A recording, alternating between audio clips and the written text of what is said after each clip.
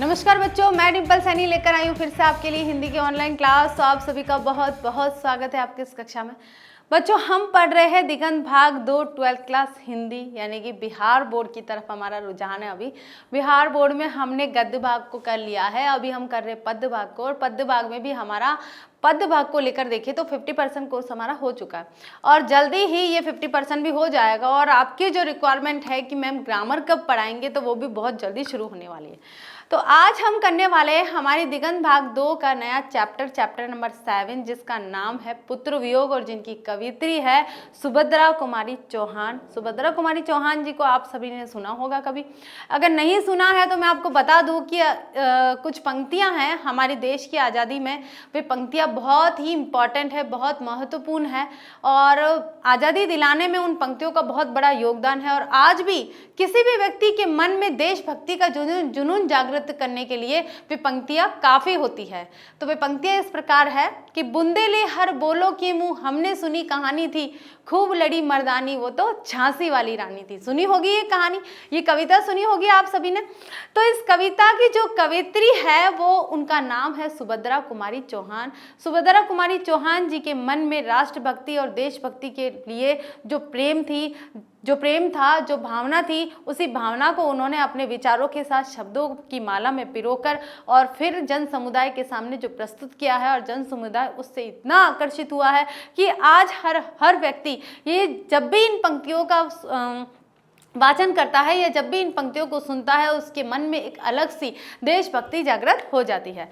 तो उसी को ध्यान में रखते हुए आज हम शुरू करते हैं लेक्चर नंबर 1 के रूप में सुभद्रा कुमारी चौहान जी का जीवन परिचय, उनके जीवन से जुड़ी हुई कुछ बातें, उनके गृहस्थ से जुड़ी हुई कुछ बातें, और उनकी कविता पुत्र वियोग के संबंध में कुछ बातें। पुत्र वियोग का तात्पर्य यह है कि उनके पुत्र की असामयिक निधन के कारण उनका जो मन उत्कंठा से भरा हुआ था, दुख से भरा हुआ था, उस दुख को उन्होंने उस कविता के माध्यम से प्रस्तुत करने का प्रयास किया है।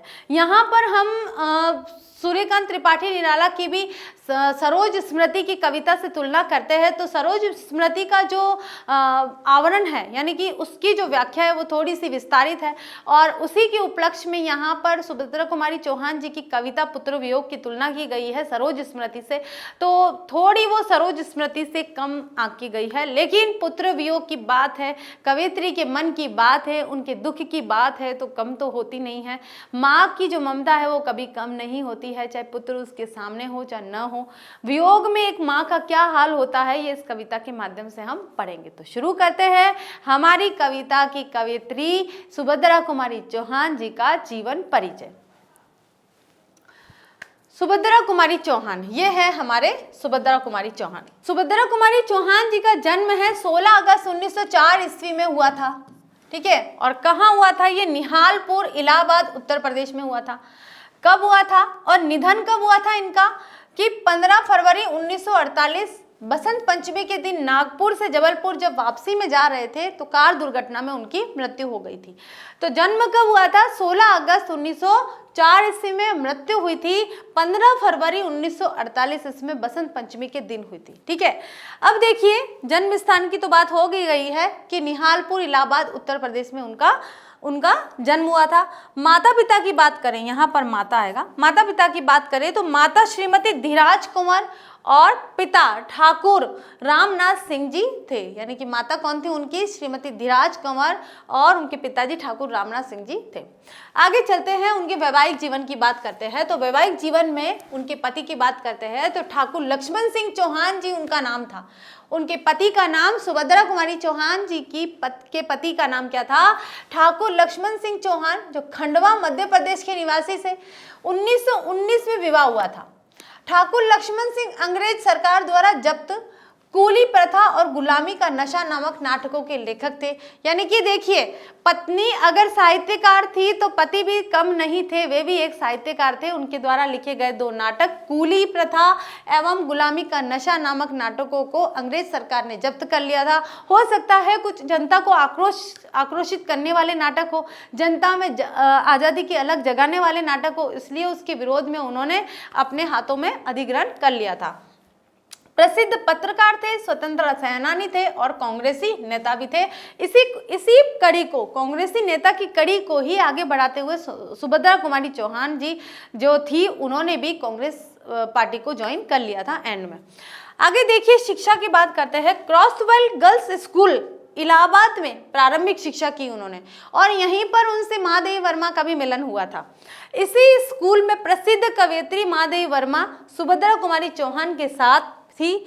पुनः थियोसॉफिकल स्कूल वाराणसी में 9th की क्लास में आई, यानी कि प्रारंभिक शिक्षा तो उनकी क्रॉसवेल स्कूल में हुई, जहां पर महादेवी वर्मा और सुभद्रा कुमारी चौहान दोनों साथ साथ पढ़ती थी। उसके बाद उन्होंने वहां से छोड़ दिया और एक गर्ल्स कॉलेज थियोसॉफिकल स्कूल थी वाराणसी में, वहां 9th क्लास में आई थी ये, और उसके बाद ये शिक्षा अधूरी छोड़कर आजादी के आंदोलन में कूद पड़ी थी, यानी कि असहयोग आंदोलन में कूद पड़ी थी ये, क्योंकि उस समय उनके मन के अंदर, उनके विचारों में क्रांतिकारी विचारधारा थी, क्रांतिकारी एक अनुभूति थी। उस क्रांतिकारी विचारधारा के कारण वे असहयोग आंदोलन में कूद पड़ी और अपनी सारी पढ़ाई लिखाई छोड़ दी थी उन्होंने। ठीक है, आगे देखिए, प्रधान कर्म क्षेत्र। उनका जो प्रधान कर्म क्षेत्र बोल सकते हैं कि उन्होंने किन किन क्षेत्रों में कार्य किया है, कहाँ कहाँ उन्होंने समाज के लिए कार्य किया है, कहाँ कहाँ उन्होंने सहयोग दिया है, देश के हितार्थ उन्होंने किस किस स्थान पर कार्य किया है, तो वो देखते हैं हम कि समाज सेविका थी, देखिए, राजनीतिज्ञ भी थी, क्योंकि कांग्रेस पार्टी उन्होंने ज्वाइन कर ली थी, इसलिए राजनीति थी। स्वाधीनता संघर्ष में सक्रिय भागीदारी थी उनकी, अनेक बार कारावास भी हुआ और मध्य प्रदेश में कांग्रेस पार्टी की एमएलए भी बनी थी वे। ठीक है, मध्य प्रदेश उनका ससुराल था, उत्तर प्रदेश उनका पीहर था, तो मध्य प्रदेश में कांग्रेस पार्टी ज्वाइन किया और एमएलए भी बन चुकी थी। ठीक है, आगे देखिए, विशिष्ट अभिरुचि की बात करते तो छात्र जीवन से ही काव्य रचना की प्रवृत्ति थी उनके मन में, ये अभिरुचि थी उनके मन में, ये जन्म से मिली थी उनको कि जब वे छात्र थी, जब वे शिक्षा प्राप्त कर रही थी, उसी समय से उनके अंदर कुछ कुछ कविता निर्माण की या कुछ कुछ साहित्य के क्षेत्र में कुछ कार्य करने की प्रवृत्ति हो गई। आगे चलकर प्रमुख कवयित्री एवं साहित्यकार के रूप में प्रतिष्ठित हो गई थी। कौन? सुभद्रा कुमारी चौहान जी। अब प्रमुख कृतियों की बात करते हैं कि उन्होंने कौन कौन सी रचनाएं लिखी है। मुकुल उनका कविता संग्रह है, यानी कि मुकुल कविता संग्रह के अंदर उनकी बहुत सारी कविता। जब भी संग्रह की बात आती है, आप नोटिस करना कि जब भी कोई संग्रह आता है, काव्य संग्रह या निबंध संग्रह या नाटक संग्रह, इसका मतलब उसके अंदर बहुत सारे नाटक है, बहुत सारी कविताएं है, बहुत सारे उसमें काव्य है। ठीक है, बहुत सारे नाटक है, बहुत सारे निबंध है, बहुत सारी कहानियां हैं। ऐसे आप उसको संग्रह के रूप में बहुत अधिक कविताएं, कहानी, अधिक विधाओं को सम्मिलित कर सकते हैं। तो मुकुल कविता संग्रह 1930 में प्रकाशित हुआ। त्रिधारा कविता चयन, बिखरे मोती कहानी संग्रह उनका, और सभा के खेल, ये भी कहानी संग्रह। तो दो तो यहाँ पर उनके काव्य संग्रह आ गए, कौन से? मुकुल और त्रिधारा, और दो उनके कहानी संग्रह आ गए, बिखरे मोती और सभा के खेल। ठीक है, अब पुरस्कार की बात करें तो मुकुल 1930 में प्रकाशित हुआ था उनका कविता संग्रह, और उसके लिए उन्हें हिंदी साहित्य सम्मेलन में, ठीक है, हिंदी साहित्य सम्मेलन का सेकसरिया पुरस्कार प्राप्त किया था उन्होंने। ठीक है, आगे चलते हैं। अब उनके जीवन के या उनके साहित्य परिचय की थोड़ी सी बात कर देते हैं कि साहित्य परिचय किस प्रकार का था। कि सुभद्रा कुमारी चौहान हिंदी छायावादी काव्य धारा के समानांतर स्वतंत्र रूप से काव्य रचना करने वाली राष्ट्रीय भावधारा की प्रमुख और विशिष्ट कवयित्री थी। यानी कि सुभद्रा कुमारी चौहान जी थी, वो छायावादी काव्य धारा की पक्षधर थी। ठीक है, छायावादी काव्यधारा, क्योंकि महादेवी वर्मा भी छायावाद के 4 स्तंभों में से एक गिनी जाती थी, और महादेवी वर्मा की समकालीन थी कौन? सुभद्रा कुमारी चौहान। तो वे छायावाद के ही पक्षधर थी। ठीक है, और छायावाद काव्यधारा के समांतर उसी परिपाटी में, उसी परिवेश में स्वतंत्र रूप से लिखती थी। ऐसा नहीं है कि वो कोई नियमबद्ध होकर या किसी और तरीके से लिख रही है, ऐसी बात नहीं है। स्वतंत्र रूप से वे अपने काव्य रचना करने वाली राष्ट्रीय भावधारा को अपने मन में रखकर, ठीक है, कैसी? राष्ट्रीय भावधारा को, क्योंकि राष्ट्रीयता से उनका मन ओतप्रोत था, पूरा बिगा हुआ था। तो राष्ट्रीय भावना उनके काव्य में आपको हर जगह देखने को मिलेगी, कहानी भी देखने को मिलेगी, तो सामाजिक धरातल पर राष्ट्रीयता से परिपूर्ण भी देखने को मिलेगी। ठीक है, राष्ट्रीय भावधारा का भारतीय नवजागरण और राष्ट्रीय स्वतंत्रता आंदोलन से अभिन्न संबंध था। इस भावधारा का उन्मेष भारतेंदु युग में ही हुआ था। अब देखिए, राष्ट्रीयता की बात करें तो राष्ट्रीयता का जो प्रमुख हम बोल सकते हैं कि जो बीजारोपण हुआ था वो कहाँ हुआ था? आधुनिक हिंदी साहित्य के भारतेंदु युग में। अब भारतेंदु युग के बाद आया द्विवेदी युग, तो द्विवेदी युग में उसका जो विकास है वो चरमोत्कर्ष पर पहुंच गया। द्विवेदी युग के बाद आया छायावाद, तो छायावाद में रहस्य और अनुभूति को स्थान दिया, प्रकृति चित्रण को स्थान दिया, मानवीकरण को स्थान दिया, लेकिन राष्ट्रीय भावना को उन्होंने कैसे भी नहीं छोड़ा। उसके बाद आई प्रगतिवादी कविताएं, तो छायावाद के बाद प्रगतिवादी कविताओं में भी राष्ट्रीयता की प्रेरणा आप देखने को मिल सकती है। उसके बाद प्रयोगवाद और धीरे धीरे नई कविता और आज की कविताओं को आप देख सकते हैं।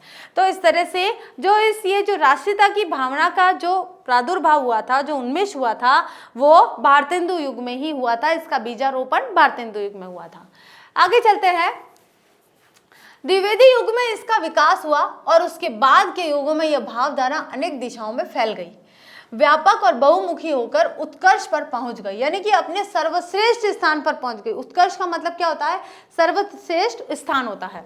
स्वतंत्रता आंदोलन, सांस्कृतिक जागरण और सामाजिक सुधार एवं परिवर्तन की व्यापक चेतना के साथ यह भावधारा निरंतर उत्तरोत्तर यानी कि समय के साथ और गहरी, एकाग्र और उन्मुख होती गई। ऐसा नहीं है कि समय के साथ वो धीरे धीरे धीरे खत्म होती गई, ऐसी बात नहीं है।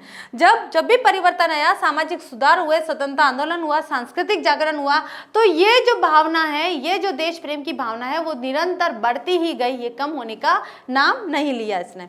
इसके राजनीतिक, सामाजिक और सांस्कृतिक आशय निखरते और स्पष्ट होते गए, मतलब रुके नहीं। उनमें एक दृढ़ता, किनमें? सुभद्रा कुमारी चौहान जिनमें एक दृढ़ता, जनतांत्रिक वैचारिकता, उत्सर्ग भावना बढ़ती चली गई।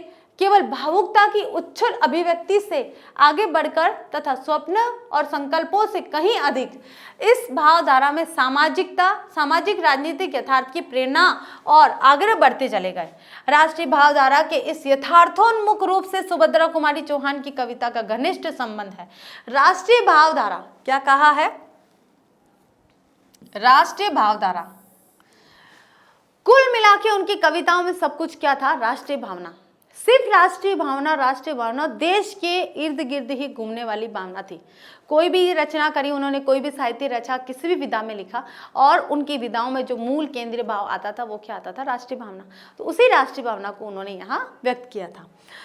कविता का घनिष्ठ संबंध है। उनकी कविता की केंद्रीय और प्रमुख प्रेरणा यथार्थनिष्ठ, यथार्थ आएगा, यथार्थनिष्ठ राष्ट्रीय भावधारा ही है। यानी कि यथार्थनिष्ठ यानी कि उस समय राजनीतिक क्षेत्र में देखो, सामाजिक क्षेत्र में देखो, धार्मिक क्षेत्र में देखो या सांस्कृतिक क्षेत्र में देखो, मनुष्य की यथार्थपरक स्थिति को व्यक्त किया था और उसी भावधारा का उनके साथ घनिष्ठ संबंध था और उस घनिष्ठ संबंध को उन्होंने अपने विचारों के साथ, अपने भावों के साथ में कविता के रूप में प्रस्तुत कर दिया था। आगे चलते हैं कि सुभद्रा कुमारी चौहान के निजी, पारिवारिक और सामाजिक, राजनीतिक और सार्वभौम मानवतावादी भाव पटलों एवं जीवन रूपों की एक मूल प्रेरणा, एक ही लक्ष्य और एक ही रंग दिखलाई पड़ता है, राष्ट्रीय स्वतंत्रता। मतलब आप संपूर्ण जो भी गुण देखना चाहते हो, सुभद्रा कुमारी चौहान का राजनीतिक जीवन देखना चाहते हो, सामाजिक जीवन देखना चाहते हो, पारिवारिक निजी जीवन देखना चाहते हो, या फिर उनके मानवतावादी भाव पटल देखना चाहते हो, जो भी देख लो, किसी भी एंगल से देख लो, किसी भी क्षेत्र से देख लो, वहां पर आपको एक ही केंद्रीय भाव, एक ही मूल संवेदना दिखाई देगी और वो क्या होगी? राष्ट्रभक्ति, राष्ट्रीय स्वतंत्रता। इसी का अकृत्रिम या स्वाभाविक आवेगमय स्वर उनके जीवन और काव्य को मुखर रूप में एक अखंड कर देता है। यह गुण या विशेषता उन्हें अपने समकालीन कवियों के बीच विशिष्ट बनाती है कि उनके समकालीन जो कवि थे, छायावाद कैसा था? रहस्य और अनुभूतियों को लेकर चलता था, है ना। उसमें केवल उपमा अलंकार चलता था, मानवीकरण अलंकार का यहाँ पोषण हुआ था, ठीक है। और यहाँ उन्होंने शांत भाव को स्पष्ट किया था। ये निराला पंत और सूर्यकांत त्रिपाठी निराला, सुमित्रा नंदन पंत, जयशंकर प्रसाद और महादेवी वर्मा की इन 4 स्तंभों को देखे या उनके समकालीन और कवियों को देखे तो वहाँ पे रहस्य और अनुभूतियों को स्थान दिया था। वहीं एक तरफ सुभद्रा कुमारी चौहान जो छायावाद कवियत्री होने के साथ साथ एक राष्ट्र प्रेमी और देशभक्ति थी, उसी देशभक्ति को उन्होंने अपने काव्य में स्थान दिया और छायावाद के अन्य कवियों से उन्होंने अपना एक अलग स्थान बना लिया। आगे देखिए कि क्रांतिकारी युवाओं की तरह राष्ट्रीय स्वतंत्रता के लिए अपना सर्वस्व होम कर देने, क्रांतिकारी युवाओं की तरह, जो क्रांतिकारी युवा थे उनकी तरह राष्ट्रीय स्वतंत्रता यानी कि देश की आज़ादी के लिए अपना सब कुछ होम कर दिया तथा मर मिट जाने का एक ही मंत्र, एक ही बल और एक ही सर्वग्राही प्रेरणा उनके जीवन और काव्य के अविलख अखंड संसार से बवंडर या आंधी की तरह उठती है और चारों ओर जैसे छा जाती है। यानी कि जो क्रांतिकारी युवाओं का जोश था वही जोश यहाँ सुभद्रा कुमारी चौहान के मन में भी भरा हुआ था और उसी जोश के साथ में वह जीवन यापन कर रही थी, अपने देश को आगे बढ़ाने के लिए, अपने देश के लिए कर्तव्यबद्ध होकर अपनी पूरी जो शक्ति है बवंडर के साथ में उस आलोक में प्रकाशित करती थी, अंग्रेजों के विरुद्ध लड़ने के लिए खड़ी हो जाती थी। ऐसी थी शक्तिशाली मन की, ऐसे शक्तिशाली बल की कौन? सुभद्रा कुमारी चौहान। चिंतक कवि मुक्तिबोध ने उचित कहा है कि सुभद्रा जी के साहित्य में अपने युग के मूल उद्वेग, उसके भिन्न भिन्न रूप, अपनी आभरणहीन प्रकट शैली भी प्रकट हुए हैं। सुभद्रा जी के प्रतिनिधि काव्य संकलन मुकुल से यहाँ ली गई प्रस्तुत कविता निराला की सरोज स्मृति के बाद, निराला की सरोज स्मृति भी उनके पुत्र वियोग के कारण ही हुई थी। उनके पुत्र वियोग के कारण उन्होंने सरोज स्मृति लिखी थी। के बाद हिंदी में एक दूसरी शोक गीति है जो पुत्र के असामयिक निधन के बाद कवयित्री माँ के द्वारा लिखी गई थी। शोक गीति कहेंगे इसे, शोक गीत कहेंगे, क्योंकि अपने पुत्र के निधन के बाद सुभद्रा कुमारी चौहान ने विहल होकर, व्याकुल होकर और इस कविता की रचना की थी।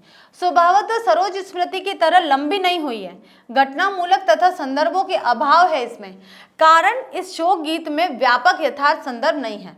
किंतु पुत्र के असमय निधन के बाद पीछे तड़पते रह गए माँ के हृदय के निदारुण शोक की ऐसी सादगी भरी अभिव्यक्ति है जो निर्वैयक्तिक और सार्वभौम होकर अमिट रूप में काव्यत्व अर्जित कर लेती है।